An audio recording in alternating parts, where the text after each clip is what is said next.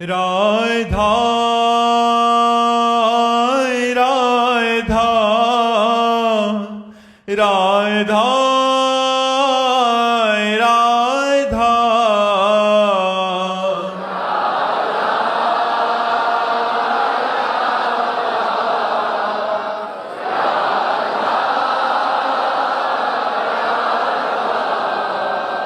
राधा राधा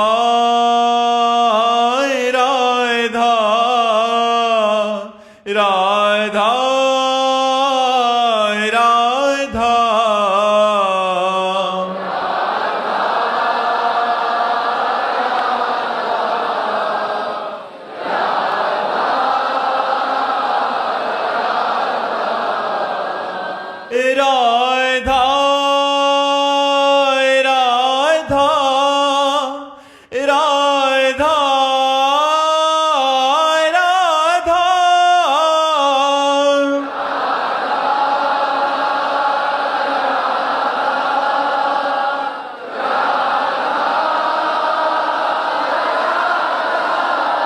हाय राधा राधा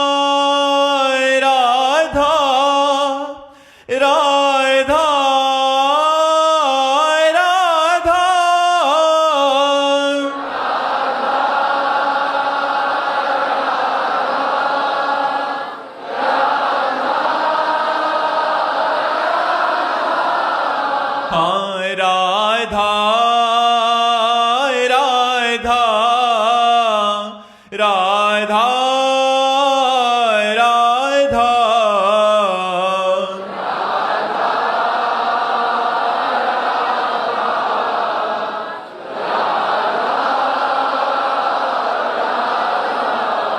हाय राधा राधा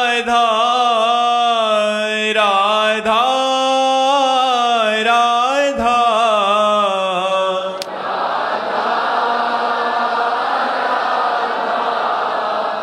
राधा राधा श्री राधा वल्लभ लाल की, समस्त संत हरि भक्तन की, श्री वृंदावन धाम की, सद्गुरुदेव भगवान की स्तुति। जी गुजरात से। राधे राधे महाराज जी।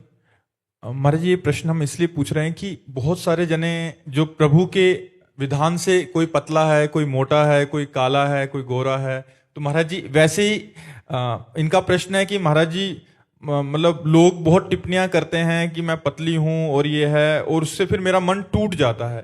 तो महाराज जी ऐसे ही बहुत सारे ऐसे प्रश्न आते हैं कि मैं मोटा हूं तो ऐसा है, तो महाराज जी ऐसे में मन को, अरे भाई, हमें लोग क्या कहेंगे ये हमें छोड़ना पड़ेगा।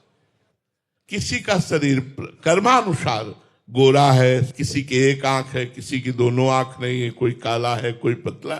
जैसा हमारा कर्मानुसार शरीर हो, हमको इस पर किसी की टीका टिप्पणी पर ध्यान नहीं देना चाहिए। भगवान की आराधना करनी चाहिए और पर्याप्त प्रसन्न रहना चाहिए। हमें भगवान ने जितना दिया, जो रूप दिया, जो शरीर दिया, वो मैं नहीं हूं, भगवान ने दिया है। वैसे ही हमारे कर्म के अनुसार हमें प्रसन्न रहना चाहिए। कुछ लोग हैं जो अपने शरीर को लेकर परेशान रहते, जैसे आप परेशान हो, अरे क्या इसमें लोग हैं, क्या कहें, लोग कुछ भी कहें, हमको अपनी मस्ती में मस्त रहना है। शरीर का मोटा होना, पतला होना, सुंदर होना, काला होना, ये कोई खास बात नहीं। दिल का अच्छा होना खास बात है। आप दिल की अच्छी बनो, भगवान नाम जप करो, भगवान की भक्ति। पतला शरीर तो अच्छा होता है। अभी मोटे दुखी हो जाएंगे मर्जी, आपने ऐसा तो क्यों कहा? हम ये कह रहे हैं कि चाहे पतले हो चाहे मोटे, सबका शरीर दुखदाई। आप अच्छा बनो, आप अपने को अच्छा मानो, दुखी मत मानो। हम आपकी बड़ाई करते हैं, खूब नाम जप करो, भगवान को भजन करो, लेकिन मरोगी ये भी बात जान ले। चाहे मोटे शरीर वाले हो चाहे पतले शरीर वाले हो, मरोगे, इसका नाम मृत्यु लोक है। क्या शरीर पर प्रेम करना, क्या शरीर पे गुमान करना, नाम जप करो, जैसा शरीर भगवान ने दिया। राधे राधे। विजय जी जम्मू से। राधे राधे महाराज जी।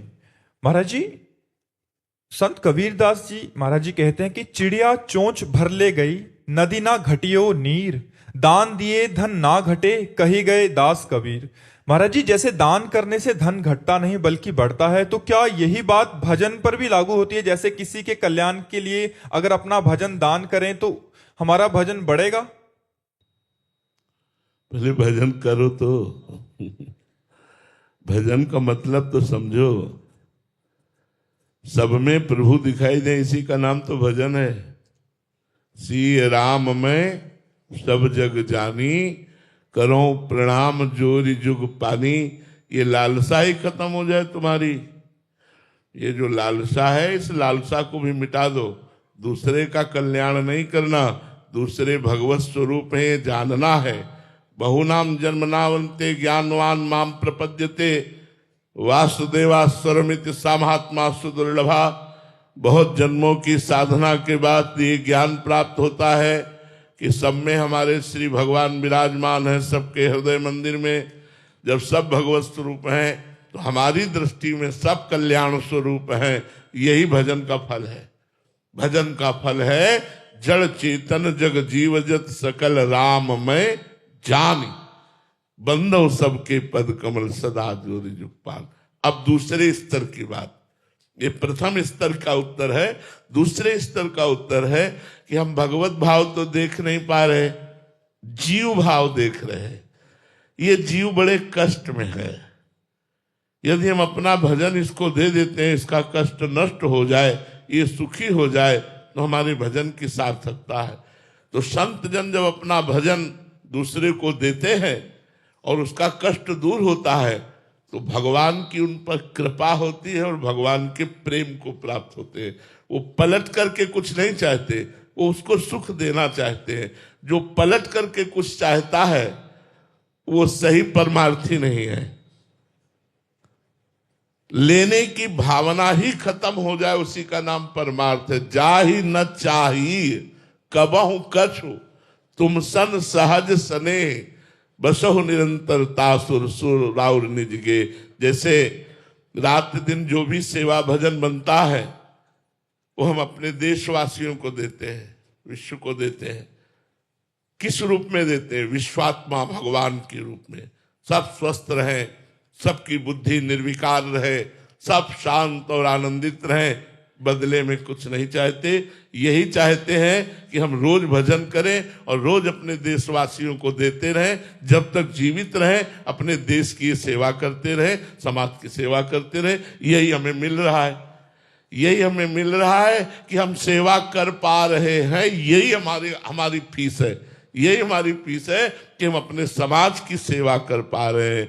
इसलिए हम भजन का दान करें, बदले में कुछ हमें और मिले या और हमारा भजन बढ़े, तो हमें भावना करनी चाहिए कि जिसको हम दे रहे हैं, अच्छा देना उसे कहते हैं।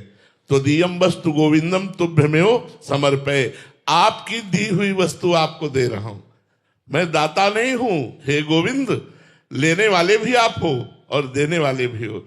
एक बार रहीमदास जी कुछ असस्पियां बांट रहे थे, तो ऐसे बांट रहे थे। तो एक व्यक्ति ने पूछा कि आपको तो आंख में आंख डाल करके देना चाहिए, आप आंख झुकाए क्यों हो? तो उनका देनहार कोई और है, देत रहत दिन रैन, लोग भरम मोपे करे, तासो नीचे नैन। लोग कह रहे रहीमदास जी बांट रहे हैं, इसलिए मेरे नेत्र नीचे है कि देनहार तो कोई और है जो देत रहते दिन रैन। तो अपने को दाता ना समझकर भगवान की वस्तु भगवान को दे रहे हैं, भगवान का भजन भगवान को समर्पित कर रहे हैं। सर्वोत्तम भाव यह है परमार्थ का, अध्यात्म का। महाराज जी, एक अन्य सिद्धांत में आपने बताया था कि साधक को वरदान और श्राप से बचना चाहिए। जैसे किसी को वरदान देने की भावना तभी उठती है कि जब उनको हमें करुणा आ जाए तो वरदान। तो महाराज जी, वो सिद्धांत साधकों की कोटि पे डिपेंड करता है। हाँ, जब तक भगवत प्राप्ति न हो जाए तब तक स्वयं पहले लगे रहना चाहिए। पहले अपनी वृत्तियों को सुधार कर भगवदाकार कर लेना चाहिए। और जब भगवदाकार वृत्ति हो गई तो आशीर्वाद और श्राप और वरदान इसका कोई महत्व ही नहीं रहता, वो तो एक खिलवाड़ रहता है। इसलिए पहले छुप के भजन किया जाता है और भगवत प्राप्ति की जाती है, फिर समाज में उतरा जाता है, फिर लोक कल्याण में उतरा जाता है। पहले अपना कल्याण करो, पहले स्वयं ज्ञान प्राप्त करो, पहले स्वयं भगवत प्राप्ति करो, फिर आगे का कार्य समाज सेवा वो खुद भगवान करवा लेते हैं। आस्था जी बिलासपुर हिमाचल से। राधे राधे महाराज जी। महाराज जी, शास्त्रों में हम देखते हैं कि साधना के मार्ग पर चलते हुए कभी कभी बड़े महापुरुषों को सूक्ष्म परीक्षाओं से गुजरना पड़ता है। जैसे भरत जी को हिरण के प्रति आसक्ति हुई, वहीं अजामिल जी की कथा में यह भी सिखाती है कि अंत समय में नाम स्मरण ही रक्षा करता है। तो महाराज जी, इन प्रसंगों को देखकर मन में भय आता है और आश्रय की आवश्यकता भी अनुभव होती है कि हम जैसे नीच जिनका मन स्थिर नहीं है, वे ऐसे क्या करें कि हमारा मन अंतिम समय इधर उधर। देखो, भय उसे लगता है जो गुरु की शरण में नहीं है। हरिवंश भरोसे भय निडर और नित गर्जत हरिवंश बल। आचार्य और गुरु के बल पर हम गरजते रहते हैं और हमारा बाल बांका भी नहीं बिगाड़ सकता कोई। ये हमें विश्वास है, हमारा कोई बाल बांका भी नहीं कर सकता। क्यों? हम असुरक्षित नहीं हैं। समुझ जाए शरण ते डरत ना काल डर।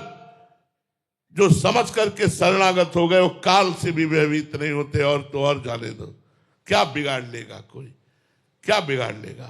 बिगाड़ने वाला भी वही है और बनाने वाला भी वही है। मैं उसी की शरण में हूं। यदि वो मुझे बिगाड़ के रखना चाहता है तो मैं नाच नाच के बिगाड़ूंगा और बिगाड़ के रहूंगा। हे हरि, मोसो ना बिगाड़न को तोसो ना सभारन को, तो ही मोई पड़ी होड़। कौन जो जीते कौन दो हारे, पर बदी न तोड़। तुम्हारी माया बाजी पसारी विचित्र, सुन मुनि मोहे काकी कोड़। कह हरिदास तुम हारे हम जीते, तऊ न तोड़। अगर आप हमें बिगाड़ना चाहते हो तो हम बिगड़ने के लिए तैयार। भयभीत क्यों? जैसा नचाओगे वैसा नाचेंगे। हम आपके हाथ की कठपुतली हैं। अगर आप हमारी निंदा कराना चाहते तो हमसे गलत काम करवा दोगे, आप हमारी प्रशंसा करवाना चाहते तो अच्छा काम करवा दो। अब मैं आपकी शरण में हूं, निर्भय रहो, डरो मत। भगवान कहते करो सदा तिनके रखवारी, जी में बालक राखे महतारी। बालक तो गंदी चीज छूना चाहता है, मां थप्पड़ मारकर बालक को गोद में उठा लेती है, उसे बचा लेती है। ऐसे भगवान अपने शरणागत भक्त की रक्षा करते। विश्वास करो, कोई तुम्हारा बाल बाका नहीं कर सकता। सीम की चाप सके को तासु, बड़ रखवार रमापति जासु। ये भरत और अजामिल जैसे प्रसंग हमको ढांढस बनाने के लिए, सावधानी के लिए प्रसंग है। वस्तुतः भगवान अपने शरणागत की रात दिन रक्षा करते हैं। भक्तन पीछे यो फिरत जो बछड़ा संग गाय। जैसे बछड़ा आगे आगे पीछे रमाती हुई गाय, ऐसे और भी अधिक बात। जहां जहां भक्त मेरो चरण रखे, वहां वहां रखूं हाथ। पाछे पाछे मैं फिरूं, कभी न छाड़ू साथ। क्या भय? हमारे हृदय में नाम चल रहा है, प्रभु हमारे साथ है। हमारा कोई बाल बाका क्या कर सकता? मुख में हो राम नाम, राम तेरे हाथ में। बंदे तू अकेला नहीं, राम तेरे साथ में। अगर नाम चल रहा है तो नामी हमारे साथ में। नाम बाणी जहां श्याम श्यामा तहां, और जहां प्रभु है तो फिर क्या डर, फिर क्या डर। जैसे सिंह और सिंगनी के बीच में उसका खेलता हुआ छौना निर्भय रहता है, ऐसे प्रिया प्रीतम की शरण में रहकर हम संसार से निर्भय रहें, डरे नहीं। अगर हमें डर है तो इसका मतलब अभी भगवान की शरणागति में कमी है। नहीं, डर नहीं। हाँ, डर इस बात का केवल कि कहीं भगवान को भूल न जाए, कहीं विस्मरण न हो जाए। हे नाथ, आपको भूलू नहीं, बस इतनी बात है, और कोई डर नहीं। और तो आप जो मन आवे सो करवाओ। अब जोई जोई प्यारो करे सोई मोहि भावे।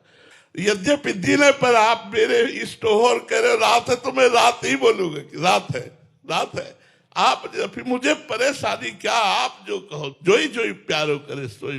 अरे बस हमारी समझ में अभी आया नहीं, भगवत शरणागति पुष्ट नहीं हुई। डरो मत, ये आशिकी है, आशिकी। हरि से आशिकी है, कृष्ण से आशिकी है। ये कोई साधारण नहीं है, ये प्रेम है। इसमें मर के चला जाता है, मर के। जीवित मर जाए उलट आप में समाए, यह दिलगिरी है। जीवित मर जाए, मर के चला जाता है। आप ये मत समझो केवल प्रवचन कर रहा हूं, हर समय पग पग पर विपत्ति है, पग पग पर। लेकिन मौज इतनी है, मस्ती इतनी है कि वो किसी नशे में मस्ती नहीं होगी, किसी पद में मस्ती नहीं होगी, किसी धन में मस्ती नहीं होगी। इसलिए भगवान का शरणागत कभी भयभीत नहीं होता। पर यह जरूर है, अगर प्यार के मार्ग में कदम रखते हो तो मर के चला जाता है इस मार्ग में, जीवित नहीं चला जाता। चढ़ के मैन तुरंग पे चलिबो पावक माय, प्रेम पंथ अति कठिन है सबको निभात नाय। प्रेम और स्वार्थ की उपासना में अंतर होता है। मेरा एक काम बन जाए, एक अलग उपासना है, और मैं आपसे प्यार करता हूं। आप चाहे मेरे तन की धज्जियां उड़ा दो, चाहे मेरे मन को जैसा मलिन कर दो, चाहे निर्मल कर दो, चाहे निंदा करवाओ, चाहे अपमान करवाओ, नाथ मैं आपका हूं। ए निर्भय हो गए, निशोक हो गए, परम पद को प्राप्त हो जाओगे। हमारी बात को केवल समझ लो, डरने की बात नहीं, वो सब में समाया हुआ है। जब हिरण्यकश्यप ने कहा आज तक तेरा राम तुझे बताता रहा, आज बचाए तो मैं जानूं तेरा राम कहां है, तो उनका तुम्हारे में, तुम्हारी तलवार में, इस खंबे में जिसमें मुझे बांध रखा है। बोला इस खंबे में तेरा भगवान है। एक घूंसे का प्रहार करने की चेष्टा की, ऐसा अवतार भगवान ने खंबे से लिया, त्रिभुवन कांप गया।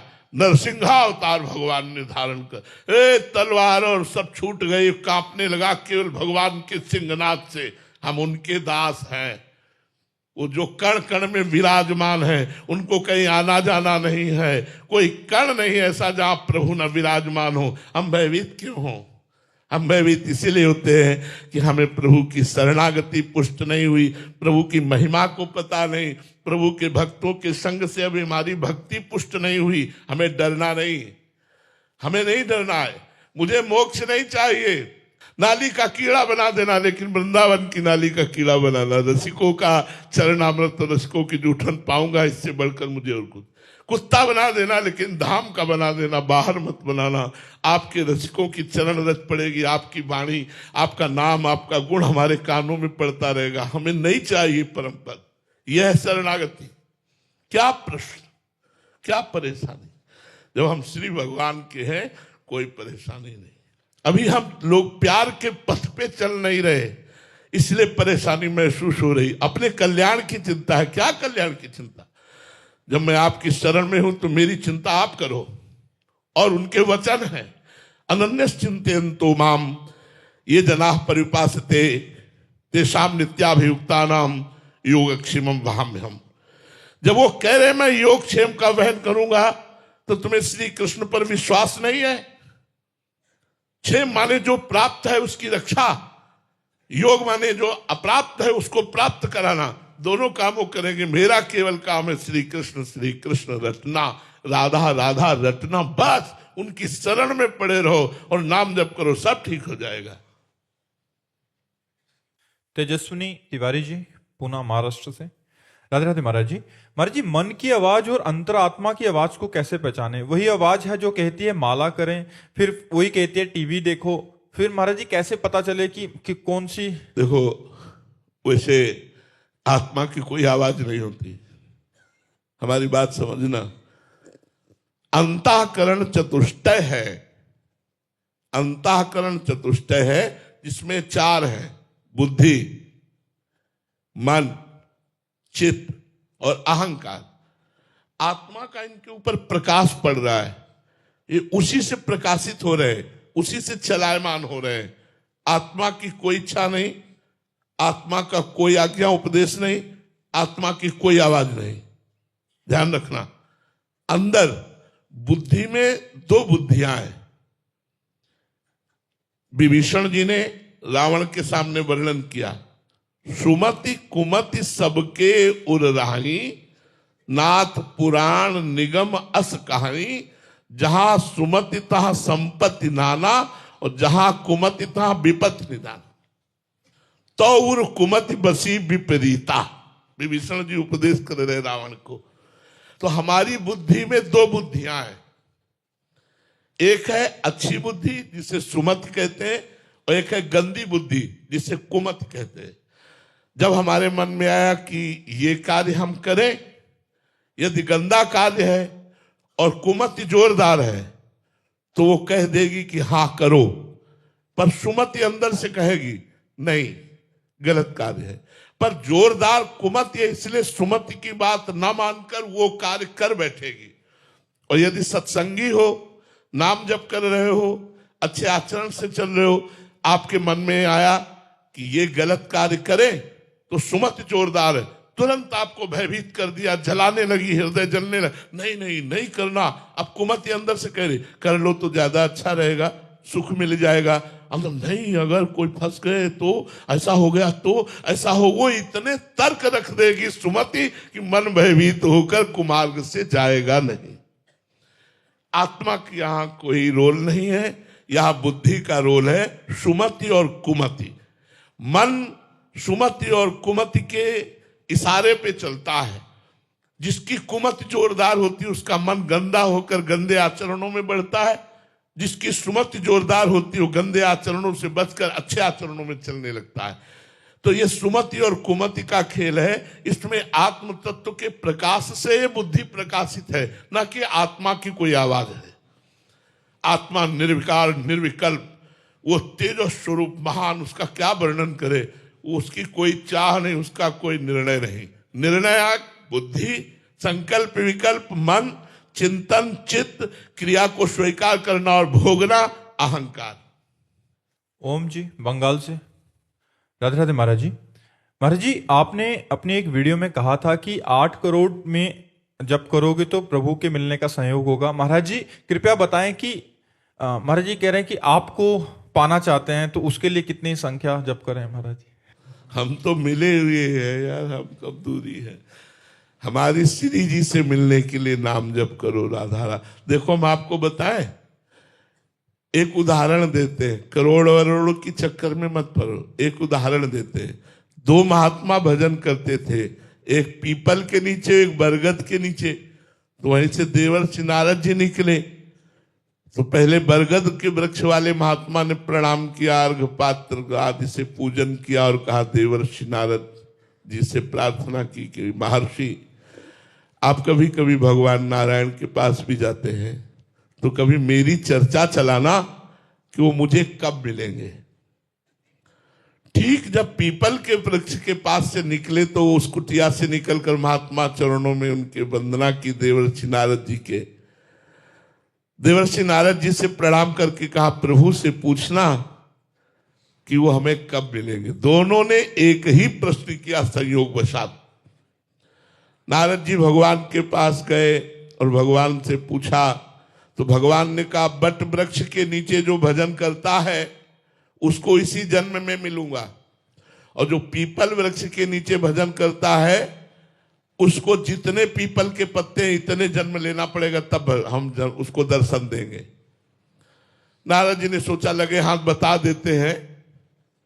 आए तो दोनों प्रसन्न होकर के चरणों में प्रणाम किया। बट वृक्ष वाले ने पूछा, आपने पूछा भगवान? उनका हाँ। भगवान ने कहा इसी जन्म में तुम्हें दर्शन हो जाएगा। वो बड़े आनंदित हुए। पीपल के वृक्ष वाले से कहा कि तुम्हें भगवान तब दर्शन देंगे जितने पीपल के पत्ते हैं उतनी बार जन्म लोगे तब दर्शन। वो नाच पड़ा, रोने लगा, इतना रोया और पुकारा हे नाथ, हे करुणा सिंधु, हे पतित पावन, आप मुझे जानते हैं कि मैं आपका भजन करता हूं। हे प्रभु मैं तो निहाल। भगवान प्रकट हो गए। भगवान प्रकट हो गए और पीपल वाले को दर्शन दिए। वो बट वृक्ष वाला कुटिया में चला गया था।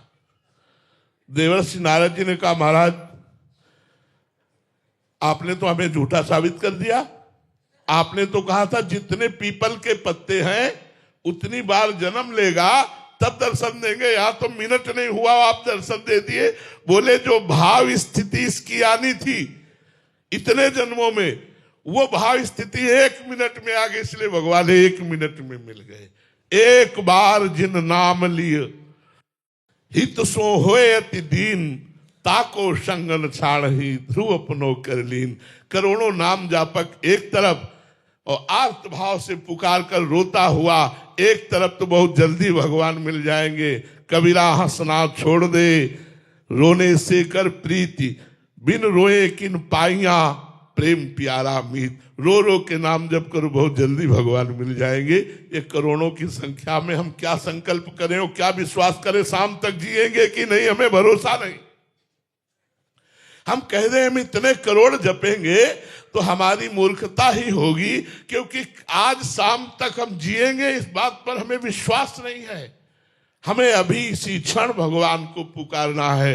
रुदुष्टुरम राजन कृष्ण दर्शन लालसा, भगवान के दर्शन की लालसा के लिए हम रोए, तड़पे, बिलखे, भगवान मिल जाएंगे। इसमें करोड़ों की गणना की जरूरत नहीं है। और ऐसे तो चलते रहो, चलते रहो। जन्म जन्म मुनि जतन कराही, जन्म जन्मांतर मुनि जन जतन करते रहते हैं, फिर भगवान का स्मरण करके कहीं मुक्त होते हैं। तो जपते रहो, लेकिन भगवान की प्राप्ति रुदु सुश्रम राजन कृष्ण दर्शन लालसा, भगवान के दर्शन की लालसा के लिए रोना, तड़पना, इसी से भगवान, जिस पर भगवान प्रसन्न होते हैं तो क्या देते हैं, रोना, तड़पना, सिसकना, आहो की जागीर। हा प्रियाजू, हा राधा, हा किशोरी, कब करुणा करोगी, हा गिरिराज धरन, हा लालजू, हा नंदनंदन, हा कृष्ण, कब मिलोगे, ये देते हैं। उसका हृदय आर्त भर के जब पुकारता है भाव से, तो भगवान का साक्षात्कार हो जाता है।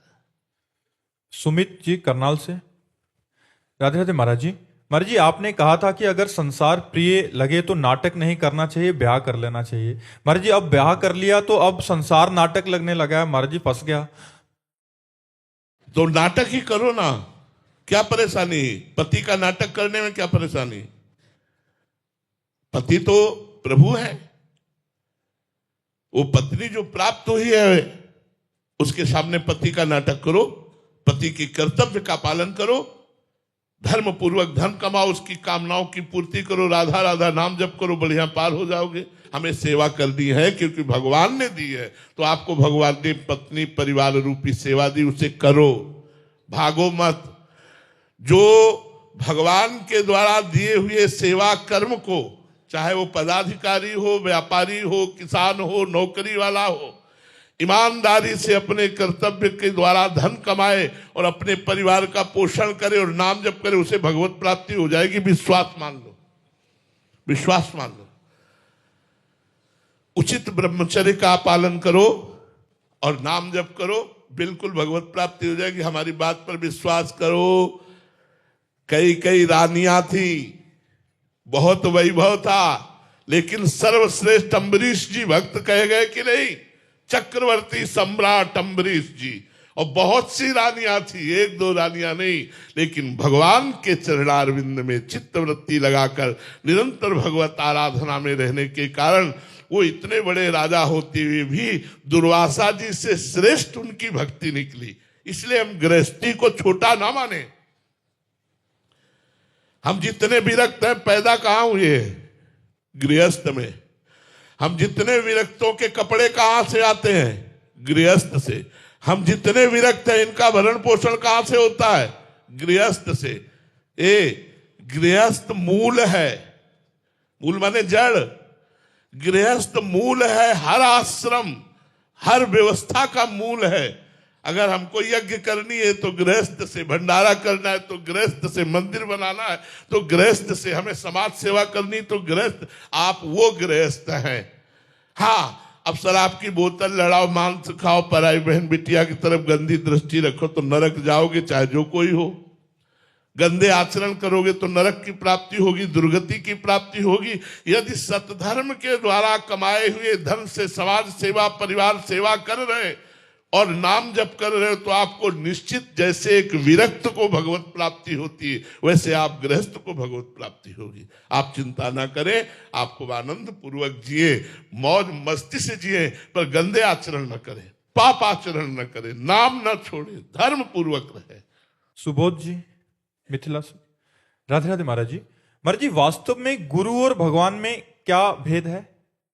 भेद होते हुए भी अभेद है और अभेद होते हुए भी भेद है। भेद होते हुए गुरु पार्थिव पांच भौतिक शरीर में विराजमान है, ये भेद है। भगवान का शरीर चिदानंदमय होता है और गुरु का जो प्रगट शरीर होता है वो पांच भौतिक होता है, ये भेद है। तत्व में जो भगवान है वही गुरुदेव है। गुरु साक्षात परब्रह्म तस्मै श्री गुरुवे नमः। भगवान का देह प्रकृति को अधीन करके प्रकट होता है और गुरु का देह प्रकृति के अधीन होता है। भगवान कर्म बंधन मुक्त प्रकट होते हैं और गुरुदेव का शरीर कर्म बंधन युक्त होता है, क्योंकि किडनी फेल हो गई, कैंसर हो गया, ये सब कर्म बंधनों का ही तो है। तो अभेद होते हुए भेद शरीर को लेकर और भेद होते हुए भी अभेद तत्व को लेकर। तत्व रूप में गुरुर ब्रह्मा गुरुर विष्णु गुरुर्देव महेश्वरा गुरु साक्षात परब्रह्म तस्मै श्री गुरुवे नमः। भगवान से भी बढ़कर हमारे गुरुदेव हैं, क्योंकि भगवान हमारे भी हृदय में है और सबके हृदय में और हर जन्म में रहे और आज तक कल्याण नहीं हुआ, हमारी दुर्गति ही होती रही।